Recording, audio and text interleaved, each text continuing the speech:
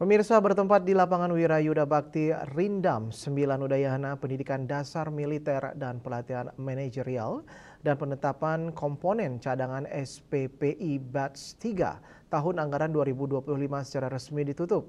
Upacara penutupan dilaksanakan langsung oleh Pangdam 9 Udayana Maijen TNI Pik Budiakto.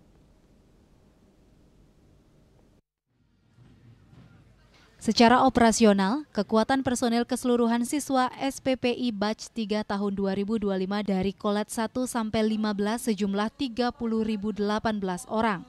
Program SPPI bukanlah program biasa, di mana ini merupakan kebijakan langsung dari Presiden Republik Indonesia sebagai langkah besar dalam reformasi kelembagaan pertahanan. Secara mendalam, program SPPI menjadi komitmen Kemhan, Unhan RI, dan lembaga terkait dalam meningkatkan SDM di bidang pertahanan, pemenuhan gizi, pembangunan nasional guna menyiapkan SDM unggul menyongsong Indonesia Emas.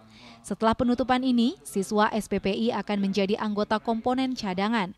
Jumlah siswa SPPI Batch 3 yang dididik di Rindam 9 Udayana sebanyak 858 orang dengan melaksanakan pendidikan dan latihan selama 3 bulan, 2 bulan Diksamil, dan 1 bulan manajerial.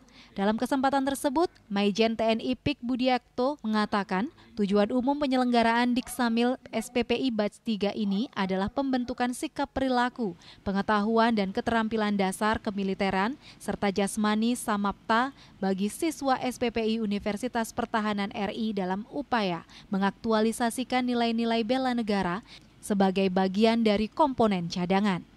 Seperti yang diketahui, ini program dari Bapak Presiden Republik Indonesia, kita untuk SPPI ini yang dilatih di seluruh pusat pendidikan, di seluruh matra, bahkan dari Unhan juga ada.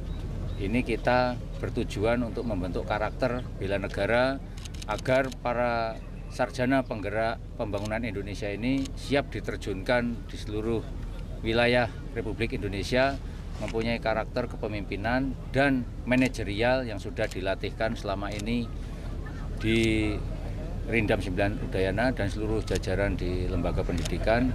2 bulan melaksanakan Latsarmil, kemudian 1 bulan latihan manajerial.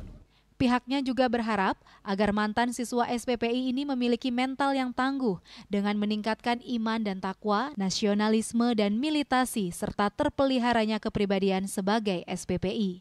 Selain itu, memiliki pengetahuan dan kejuangan ideologi perundang-undangan kepemimpinan dalam organisasi dan keterampilan manajerial dalam mendukung tugas. Mantan SPPI ini juga diharapkan memiliki kondisi jasmani yang samapta dalam mendukung pelaksanaan tugas sebagai Kepala Satuan Pelayanan Pemenuhan Gizi di bawah Badan Gizi Nasional. Andika, Pali TV.